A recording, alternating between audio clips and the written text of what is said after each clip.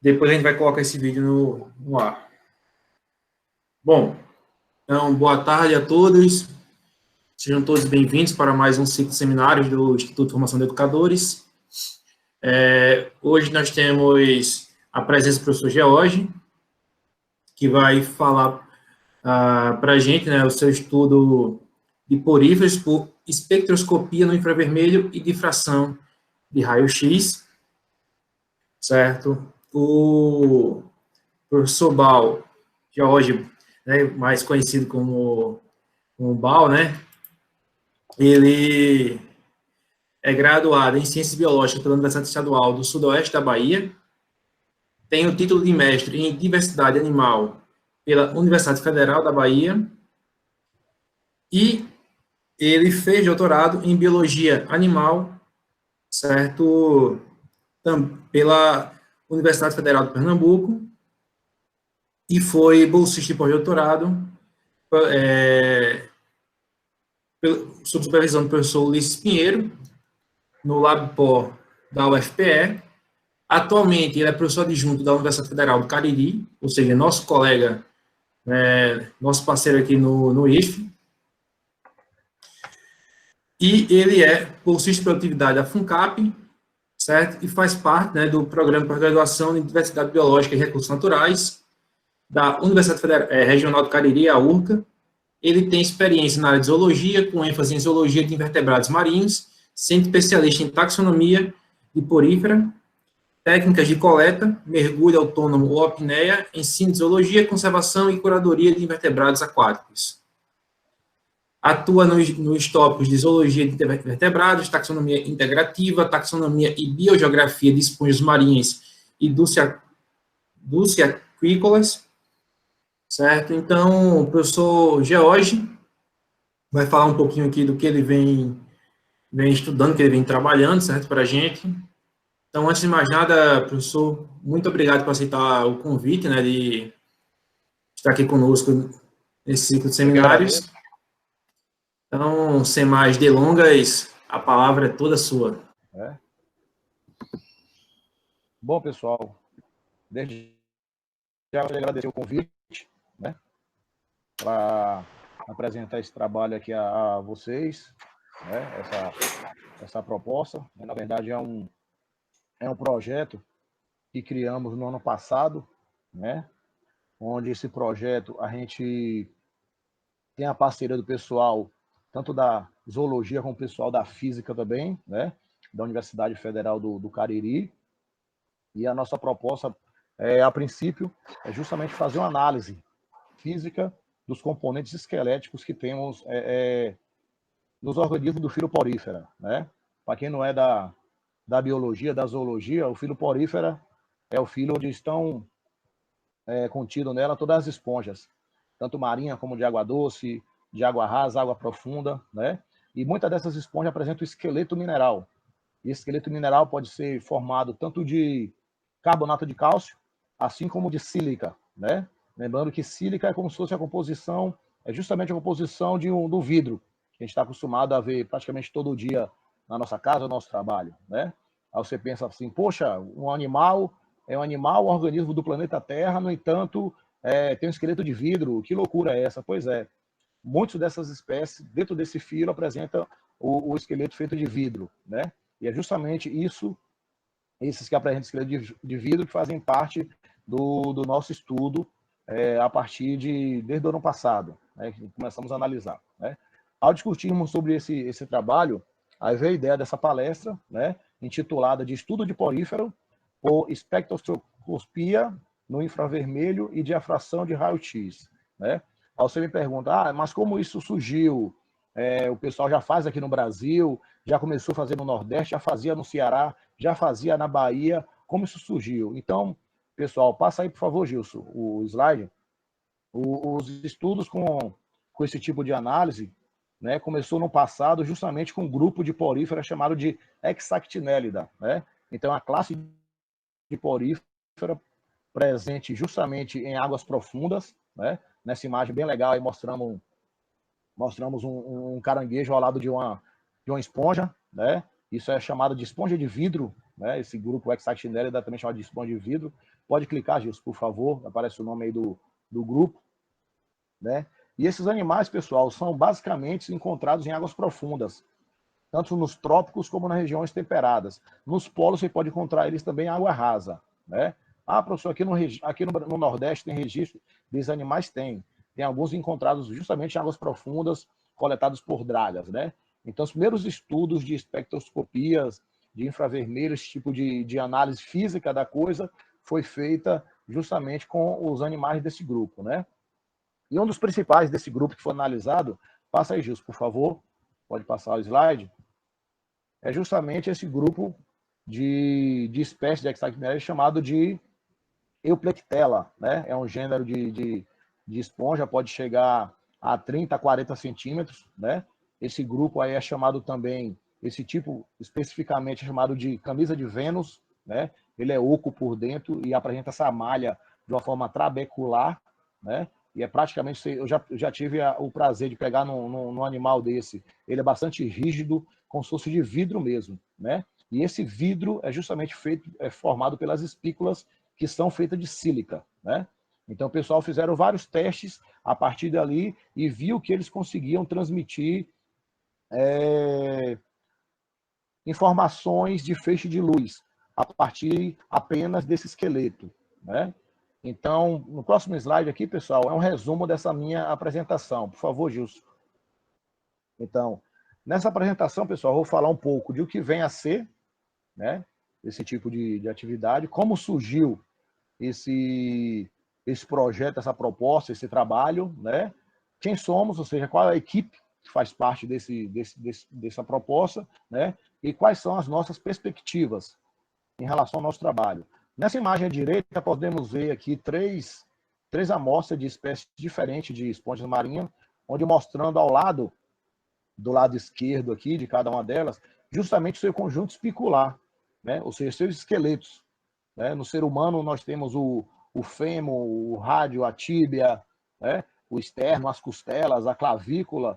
Desses animais, ele apresenta também um esqueleto formado de sílica, como se fosse vidro, e cada esqueletinho dela também tem um nome diferente. Né? Nessa imagem, mostramos vários tipos de espículas de esponjas diferentes, onde a análise dessas espículas é que conseguimos identificar a família, o gênero, a espécie, quando não consegue chegar na espécie, a chance é grande de ser uma espécie nova ou de ser um gênero novo, algo similar, entendeu?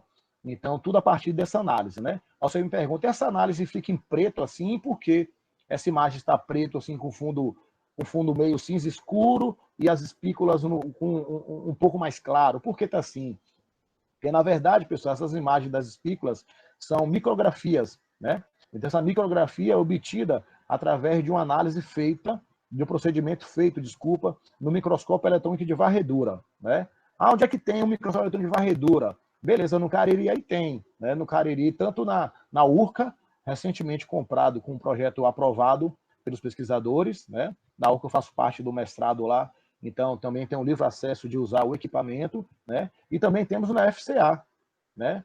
No laboratório de análise de materiais, onde o João, que está aqui presente, ele é que faz todo o procedimento lá, toda a parte de manutenção, de conservação do equipamento, assim como de uso também. Né? O equipamento está com poucos problemas, eu acho que o João vai falar daqui a pouco sobre essa parte, mas já está sendo resolvido. Né? Então, tanto para professores como para estudante de pós-graduação, estudante de graduação, está ali aberto para você conhecer, para você fazer suas análises, para obter imagens, micrografias de alta resolução, né? Inclusive que destaca detalhes que são imprescindíveis para nossas descrições, no meu caso, taxonômica, né?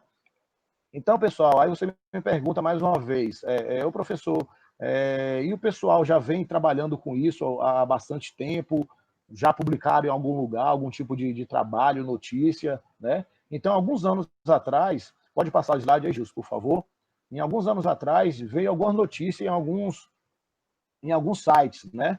Falando justamente de fibra ópticas de origem animal, né? Quando você ouvir falar disso, provavelmente vai ser das esponjas, pessoal, né? Fibra óptica animal, com certeza será das esponjas que estão falando, né? e mostrando a sua grande capacidade de transmitir um feixe de luz tão bem quanto uma fibra ótica industrializada, uma fibra ótica artificial, né? Então, os pesquisadores conseguiram concluir que essa fibra animal ela apresenta uma facilidade de ser confeccionada em laboratório, né? E ela transmite tão bem quanto uma fibra ótica industrializada, né? Mas lembrando que os primeiros estudos com fibra ótica animal foi daquele grupo de profundidade que são os excitednélidas, né? E aqui no Brasil justamente já encontraram alguns grupos de animais que podem ser usados para fazer esse tipo de análise também de fibra ótica, de feixe de luz e tal. No entanto, o nosso trabalho vai ser um pouco diferente. Usa esses como subsídio, como base, para que a gente possa dar um próximo passo, né?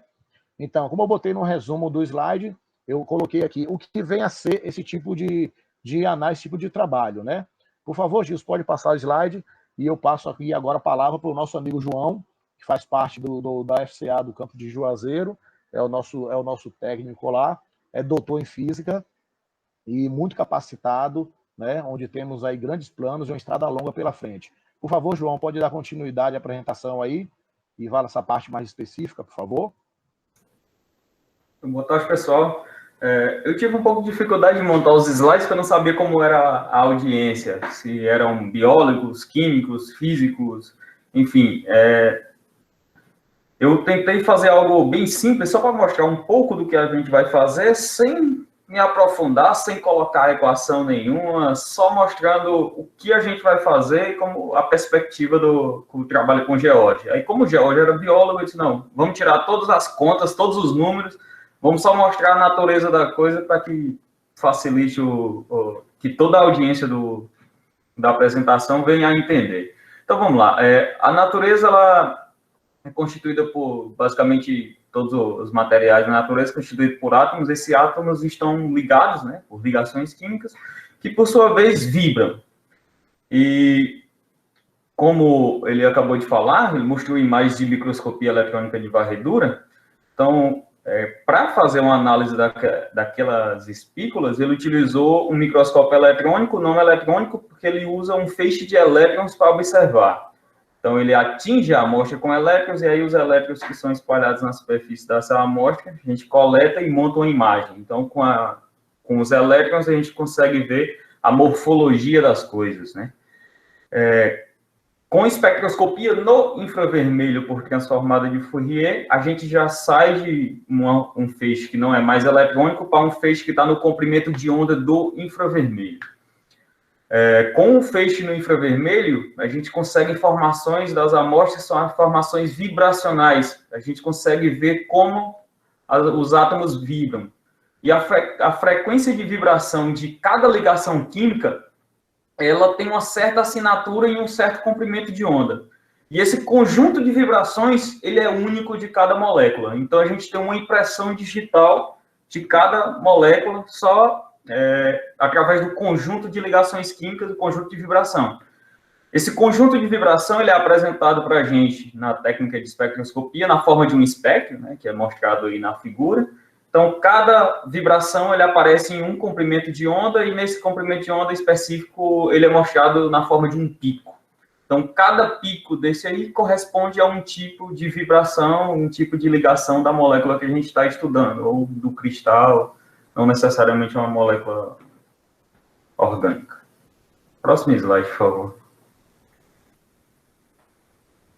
E como eu já havia falado, esse conjunto de vibração, conjunto de ligações químicas, eles são únicos de cada molécula, formando uma impressão digital. Então, a gente consegue assinalar espécies de coisas utilizando o espectro vibracional. Então, essa figura que está ao lado é mostrado espectros vibracionais de 3 tipos de esponja. Então, cada tipo de esponja aí que foi estudado nesse trabalho, que foi um grupo de chineses, eles mostram uma assinatura espectral, e nessa assinatura espectral, cada pico desse corresponde a uma certa ligação química. Então, é bastante importante a gente estudar espécies animais utilizando espectroscopia vibracional, porque você tem uma assinatura das nossas espécies, então facilita tanto os pesquisadores da área de biologia, da taxonomia, ou você fazer certas identificações que só pela morfologia da espícula não é possível se fazer. Próximo slide, por favor. Do mesmo jeito, a gente tem a técnica de difração de raio-x, né? Então, vamos lá. Se a gente começar a ver a palavra difração, ela é muito comum, até no ensino médio, o professor fala um pouco de difração, interferência, lá no terceiro ano do ensino médio, que é basicamente, se você pega um feixe de laser e passa ele por uma fenda muito pequena, ele forma imagens circulares, que é um padrão de difração. Dá para ver aqui na figura do lado esquerdo, né? Então, são anéis concêntricos verdes ou também vermelhos ali. E esse padrão de difração, ele carrega informações como, por exemplo, o tamanho da fenda que eu utilizei para passar esse laser, né? Por quê? Porque a luz que eu estou usando aí tem um comprimento de onda semelhante ao tamanho da fenda que eu utilizei para passar o laser. Então, consequentemente, promoveu essa difração. O raio-x, o comprimento de onda dele é muito pequeno. Então, para eu ter uma fenda que faça ele difratar, eu preciso de coisas muito pequenas. Para isso, a gente pode utilizar uns cristais. Então, inúmeros materiais na natureza, os átomos são rearranjados de tal forma que tem uma unidade mínima que se repete. Quando esses materiais têm uma unidade mínima, chamada de célula unitária, e se repete ao longo de uma cadeia, a gente chama ele de cristal. A gente fala que o material ele é cristalino. E esses cristais eles são formados por planos. Então, os planos cristalográficos eles têm distâncias muito semelhantes ao comprimento de onda do raio-x. Então, esses cristais eles podem ser usados como uma grade de difração, como uma fenda para esse raio-x. Então, quando o raio-x passar por esse cristal, ele vai formar um padrão de difração de raio-x, e esse padrão de difração ele é único para cada cristal. Então, a gente consegue fazer identificação mineralógica, enfim, fazer estudo de materiais através desse padrão de difração. Próximo slide, por favor. Então, é basicamente isso. Aquela figura do lado esquerdo, a gente tem um feixe de raio-x, que ele passa por um negocinho azul aí, que no caso é um cristal, ele forma um padrão de difração, e esse padrão a gente pode transformar ele na forma de um difratograma, fazendo uma integração dessa figura. O que é a integração? Aqui, tipo, essa figura em tons de cinza aí embaixo, ela está na forma de tá colocado na forma de 2 tetas aí. O que é 2 tetas? É o ângulo de incidência do raio-x sobre a amostra. Então, você vai variando o ângulo de incidência e aí eu vou difratar ou não naquele ângulo de incidência. Quando difrato, eu promovo um anel desse aí, que é um anel de difração. Então, se pegar a figura aqui do lado direito, essa figura de difração na parte superior, ela corresponde a esse espectro da parte inferior. Então, o primeiro anel corresponde ao primeiro pico, segundo anel, segundo pico, terceiro anel, terceiro pico. O quarto anel, que está clarinho, já tem um pico de baixa intensidade. Então, a distância entre um pico e outro é a distância entre um anel de difração e outro, e o quão mais brilhoso foi esse anel de difração, mais intenso é esse pico. E esse, digamos que espectro, que na verdade não é espectro, é um difratograma, ele é único para cada mineral, para cada material presente na natureza. Então, uma assinatura única, uma assinatura própria. Próximo slide, por favor. Então, daí, utilizando essas técnicas, tanto de difração de raio-x ou fluorescência de raio-x, que a gente identifica quais os átomos que estão presentes, espectroscopia Raman, que também é uma técnica de análise vibracional, enfim, inúmeras técnicas que utilizam propriedade física, a gente pode auxiliar bastante os biólogos, químicos ou em outras áreas do conhecimento, né? Por exemplo, aqui o primeiro tópico eu coloquei como: cada esponja possui impressão digital de infravermelho e difração exclusiva, porém as esponjas da costa brasileira, elas ainda não foram estudadas por técnicas de difração de raio-x. Então o George provavelmente vai mostrar alguns artigos já publicados. Então o pessoal já estudou esponjas do Mar Egeu, do leste da China, enfim, de inúmeros campos, já utilizando técnicas espectroscópicas, porém a gente não estudou ainda esponja da costa brasileira. Então é uma grande motivação para a gente estar utilizando essas técnicas nesse tipo de material. Enfim, as esponjas, se eu tiver errado, o George me corrige depois, os biólogos costumam identificar novas espécies, que chamam de taxonomia área, pela morfologia da espícula. Então, você tira toda a parte orgânica da amostra, tem a espícula tem uma morfologia própria para cada esponja. Só que às vezes são muito parecidas e você não consegue identificar só pela morfologia. Então, essa técnica ela pode auxiliar os biólogos como mais uma ferramenta taxonômica. Até mesmo se a gente conseguisse ter um padrão para cada tipo de espécie, dava para diferenciar não só entre gênero, mas também entre espécies, assim. Essas propriedades morfológicas e estruturais, tanto em microescala como em nanoescala, desses esqueletos de esponjas, elas também não são totalmente compreendidas, né? Como o George falou, essas espículas são tanto à base de silício, né, como sílica, mas também elas são a partir de carbonato de cálcio. O carbonato de cálcio, ele pode ser amorfo, mas também cristalino, e ele cristaliza em duas estruturas bastante específicas, duas estruturas cristalinas, na forma de aragonita e calcita. Então, algumas espículas, elas são formadas por aragonita, outras calcita, outras uma mistura de fase. Então, a gente vai buscar esse padrão aí em estudos futuros, né? Além disso, a gente pode também estar brincando e buscando desenvolver novos materiais biológicos aí. O exemplo, o Jorge falou aí da questão da fibra ótica, mas também ele pode ser utilizado como material compósito, para ser colocado junto com um polímero, como carga para polímero, para desenvolver polímeros cada vez mais, digamos que digamos que ambientalmente amigável, não sei, friendly environment, alguma coisa desse tipo, assim. E o Jorge colocou como questões barimétricas e ambientais. Eu confesso que eu não entendo muito bem dessa área. Eu espero que eu tenha sido o mais claro e simples possível aí, explicar um pouco as técnicas, que às vezes a gente costuma passar a vida inteira fazendo conta, mostrando no quadro, e aí ser mais simples, assim, falar sem ter um quadro, sem mostrar uma equação, termina sendo difícil, então é um pouco de desafio para mim. Acho que é isso. Obrigado. Deixa eu só até complementar aqui, quando está na parte física, né, João? Porque aqui tem biólogos, tem químicos, tem matemáticos.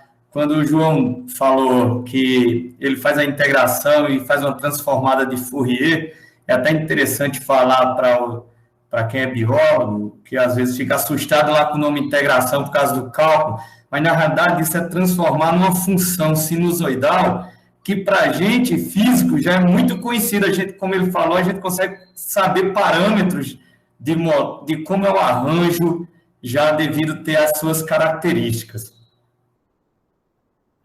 Não sei se o João quer complementar alguma coisa. É exatamente isso. Além disso, os bancos de dados que existem hoje no mundo faz com que qualquer pessoa, mesmo até sem uma certa formação em física, você consegue fazer isso por comparação. Então, não precisa necessariamente você fazer cálculos, nada. Isso não é nada tão complexo assim. Então, por comparação, utilizando base de dados, você já consegue fazer essas identificações, tanto dessas vibrações como desses padrões de fração de raio-x. Então, é isso. Massa. Ótimo, obrigado aí pelos parceiros, colegas aí, tanto o Edson como o João, né, por elucidar essas questões físicas da apresentação, né, e finalizando essa parte dos problemas a serem resolvidos, que eu coloquei aqui no final, questões batimétricas, pessoal, nada mais são que questões de profundidades, né, de batimetrias, ou seja, profundidades. Será que espécies do mesmo gênero apresentam similaridades quando foram analisadas através do raio-x, do infravermelho, né, em profundidades diferentes, né? Então, ou seja, a gente vai ali para um litoral cearense coletar uma espécie X, né, em água rasa e outra mais profunda. Será que são iguais ou são diferentes? Né? Isso aí pode apresentar alguma similaridade ou não. E a questão ambiental, pessoal, nada mais é o quê? Questão do ambiente, tanto do cícola, ou seja, ambiente de água doce, assim como ambiente marinho. Será que as amostras que vêm de água doce são semelhantes às amostras que são de água marinha ou não apresentam nenhuma diferença? Então, se não tiver diferença, já é um resultado interessante. Mas se tiver, já também é um outro resultado interessante. Quando gerar aquele gráfico que o João colocou ali, a gente colocando todas essas amostras, ou apenas de água doce, ou apenas de água marinha, ou de água marinha só rasa, ou de água marinha profunda, diversos gêneros diferentes, ou formeio diferente, a gente vai gerar um gráfico com diversas informações ali, interessantes para ser discutida, e mostrando o tão quanto é diverso o nosso litoral, né? A princípio, vamos analisar apenas a amostra do Nordeste brasileiro, né? Isso inclui o estado do Ceará, da Bahia, de Pernambuco, né? Mas, possivelmente, vamos analisar a amostra de outras regiões também, né? Esse projeto está começando agora, mas a estrada é longa, então tem muita coisa para ser feita ainda, né? Por favor, Gilson, pode passar aí. Então, como surgiu essa parceria, esse interesse em trabalhar esse tipo de material, né? Então, no Laboratório de Caracterização de Materiais, que pertence ao Centro de Ciência e Tecnologia da FCA, campus de Juazeiro do Norte, existem diversos equipamentos, como microscópio eletrônico de varredura, fluorescência de raio-x, assim como difratômetro de raio-x também, equipamentos alguns muito caros, né? Então, que pegou muitos recursos para serem comprados, assim como a sua manutenção é cara também. E ao visitar esse laboratório, né, no ano passado, mais ou menos, fui com o professor Otoniel, me levou lá para conhecer, foi onde eu conheci o João, né? E aí fui conhecer esse laboratório, os equipamentos, já conhecia alguns, como o MEV, né, que é o microscópio de varredura, já conhecia, assim como o metalizador também, os outros não conhecia ainda. E aí o João me perguntou, vem cá, esse material que você analisa no MEV, esse material, ele é constituído de quê, quimicamente falando? Falei, rapaz, esse material é de sílica, né, de silício de sílica.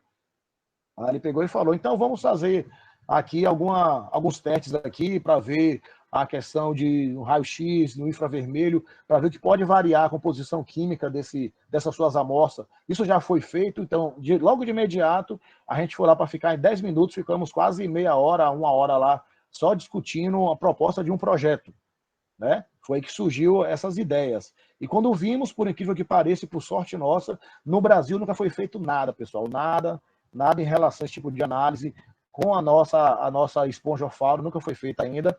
Por favor, Gilson, pode passar aí.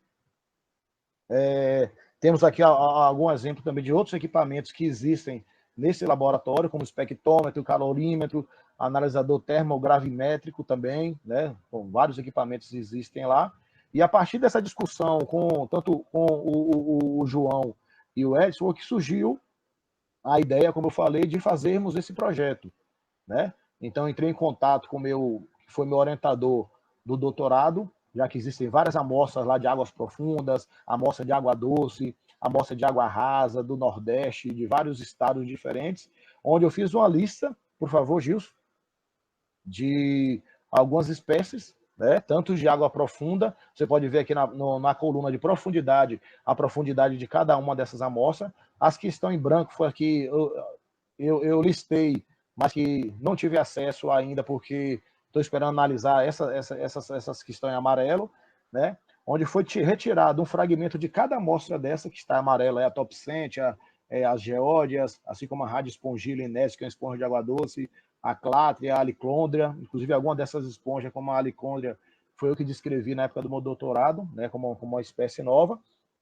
E esse material já está em posse do João, onde já começou a fazer as primeiras análises com essas amostras, né, tanto a amostra de água marinha, de água rasa, como a amostra de água doce, né? Então temos de água marinha, de água rasa, temos de água doce, temos também amostras de águas profundas, como a geódia glariosa, aqui número 3, assim como a geódia giberosa, aqui número 4. Então, são duas amostras de água profunda que a gente pode analisar, que a gente vai analisar, dizer melhor assim, para ver se existe diferença com as amostras de água rasa, assim como as amostras de água doce, né?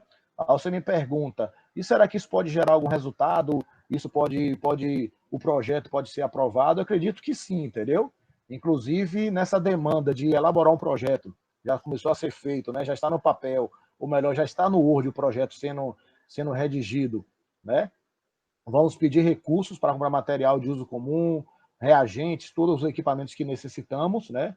Equipamentos são muito caros, mas outros são baratos, então o nosso braço consegue alcançar, assim como também almejar bolsas para alunos de graduação, alunos de pós-graduação também, alunos que estão aí fazendo física, fazendo química, fazendo biologia, mas não se identificou ainda, quer fazer o TCC. Então, temos aí uma estrada imensa pela frente aí, para a gente trabalharmos sobre isso também. E, atualmente, essa proposta, esse projeto, é formado pelos seguintes pesquisadores. Por favor, Gilson. Temos aqui eu, que sou o George Santos, né, da UFCA, o professor Edson Otoniel, também da UFCA, assim como o doutor João Vitor Barbosa Moura, que é da FCA do campus de Juazeiro do Norte, né? assim como temos também o professor Ulisses Pinheiro, que é o curador da coleção de vertebrados da Universidade Federal de Pernambuco, né? O professor associado como orientador, tanto no TCC, outrora, assim como também no meu doutorado, um outrora mais recente, né? E eu coloquei aqui outros, porque com certeza outros pesquisadores vão surgir ao longo dessa caminhada, quando começarmos a divulgar o nosso projeto, nossa proposta, né? Quando começarmos a mostrar para outros pesquisadores que estamos trabalhando, inclusive, como estávamos começando a trabalhar com esse tipo de análise, com o filo porífera, eu perguntei para o orientador do meu orientador, que é o professor Eduardo Aidu, do Rio de Janeiro, faz parte lá do Museu Nacional, se alguém já tinha trabalhado, como é que está. Ele falou, Bal, há uns 20 anos atrás, um físico me procurou, um físico lá do Rio de Janeiro, não lembro se foi da UERJ ou foi da UFRJ, querendo fazer essas análises de infravermelho, de raio-x, com as esponjas, mas ele me procurou na teoria e até hoje não buscou mais. Eu acho que ele mudou de ideia, não quis, né? Eu acho que ele tinha reparado, esse físico, que isso aí era um mercado promissor na pesquisa, uma inovação tecnológica para a nossa região Nordeste, para o nosso estado, para o nosso país, né? Mas, por algum motivo, ele não procurou a equipe de lá do Rio de Janeiro, né? Por favor, Gilson. Paralelo a isso, pessoal, temos algumas perspectivas, né? Que é a submissão do projeto que está sendo redigido, né? Tanto para a PRPI, que é o órgão, que é o setor de pesquisa da nossa universidade, assim como para o órgão de fomento do estado do Ceará, que é a FUNCAP, e para o SENBIM-PQ, que é o órgão de fomento federal, né? Então, estamos aqui analisando essa proposta para deixar esse projeto mais enxuto, amarrado possível, para submeter para esses órgãos de fomento, assim como para almejar bolsas, almejar dinheiro para comprar equipamentos, para viagem de coleta, para diárias, enfim, né? Estamos também com a proposta da criação de um grupo de pesquisa específico nessa área, ou então a inclusão do mesmo em algum grupo de pesquisa já existente na universidade, né? Infelizmente, hoje só podemos entrar em 3 grupos de pesquisa, no máximo, né? Então, eu creio que eu vou ter que sair de algum para criar esse, ou então colocar esse dentro de algum que já existe, né? Isso a gente vai discutir com o pessoal, com toda a equipe da proposta, né? Assim como também vamos submeter alguns manuscritos, né? Esse material que estava em amarelo nessa tabela já está sendo praticamente analisado, onde eu acredito que antes de o projeto estar praticamente pronto, já vai ter um artigo submetido, né, pela gente, com esse material do Nordeste brasileiro, né? E os próximos serão também submetidos em revistas que são relativamente boas, né? Eu escolhi aqui algumas aqui. Vou submeter aonde? Na revista nordestina de Física, na revista nordestina de Zoologia, na revista baiana de Biologia, onde vocês vão submeter esses trabalhos de vocês. Será que são revistas de impacto? Será que são revistas que não são de impacto? Que revistas serão, né? Então, no próximo slide aqui, Justo, por favor, eu selecionei algumas revistas aqui, onde mostram que, justamente nessas revistas, que são revistas boas, né, tanto para a área de física, como para a área de química, como para a área de biologia, a área de biodiversidade, mais especificamente falando, são trabalhos justamente relacionados a essa parte de espectroscopia, de raio-x, e tudo trabalhando com filo porífera, né? Pode ver que eu selecionei aqui a lista que temos de trabalhos, né? Foi retirada do partido Web of Science, né, que é uma plataforma de busca de trabalhos científicos, né, onde aqui só tem 5, mas você chega lá, tem mais de 30, 40 artigos, praticamente do mundo todo e nada do Brasil. Então não tem nada do Brasil. Quem não tem o que fazer, né, como no seu TCC, no seu mestrado, algo do tipo aí, então temos, como eu falei no começo, temos uma estrada imensa pela frente e com certeza vai gerar resultados promissores e vai gerar algo publicável, né? Já que a gente vai conseguir, com certeza, retirar, almejar fundos, financiamento através dos órgãos de fomento, né? Então isso tem que ser mostrado através de algum produto. E o produto nada mais é que as publicações, né? Então, as publicações já é um fator importantíssimo nesse momento, né? Então, para finalizar aqui a minha apresentação, né, no próximo slide aqui, eu apresento para vocês aqui ainda de uma forma,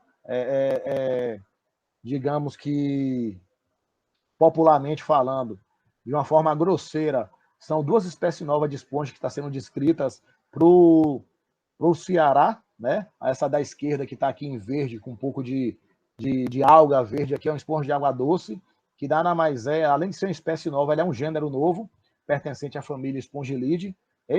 Dessa imagem foi coletada na região de Caririaçu, então, no máximo a 3 palmos de profundidade, onde essa foto foi tirada fora da água, né? Na época eu não tinha ainda uma câmera que fazia a fotografia subaquática, então eu tirei essa foto fora da água, e mesmo assim ficou bem legal a imagem. E nessa imagem à direita, uma espécie nova de neopetrose que está sendo descrita, praticamente está descrita já, e vai ser submetida aí desse ano, né? Ambas foram coletadas no estado do Ceará. No caso da neopetrose, foi encontrado também no estado de Pernambuco, assim como no estado da Paraíba, até mesmo porque o litoral brasileiro nordestino é um só, na natureza não existe fronteira política, então as mesmas espécies que você encontrar na Bahia, você pode encontrar em Pernambuco, pode encontrar no Ceará, pode encontrar no Rio de Janeiro, a depender do grupo, a depender da espécie, né?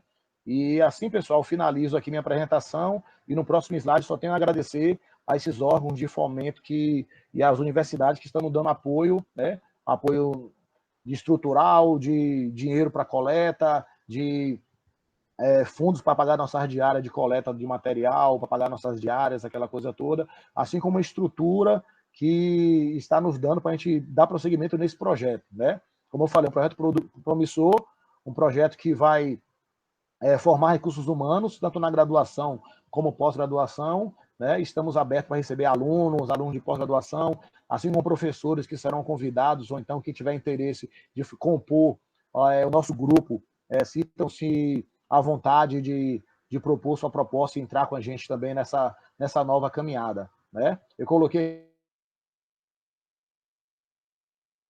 aqui também a URCA, né, que é a Universidade Regional do Cariri, porque, como eu falei isso da apresentação, lá também existe um microscópio eletrônico de varredura, onde eu tenho lá praticamente um livre acesso para fazer minhas análises também, então nada mais justo colocar o nome da URCA aqui também. A UFCA, que é a nossa universidade, a FUNCAP, que é o órgão de fomento, que eu tenho já um projeto aprovado, inclusive está me ajudando nas coletas, assim como o CNPq, que eu também tenho um projeto aprovado e também está me ajudando nas coletas e na compra de materiais, né?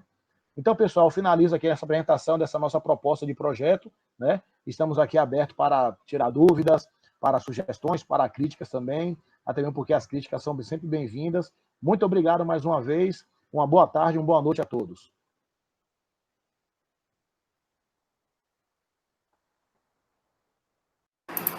Ok, Bal, muito obrigado. Parabéns pela apresentação, né?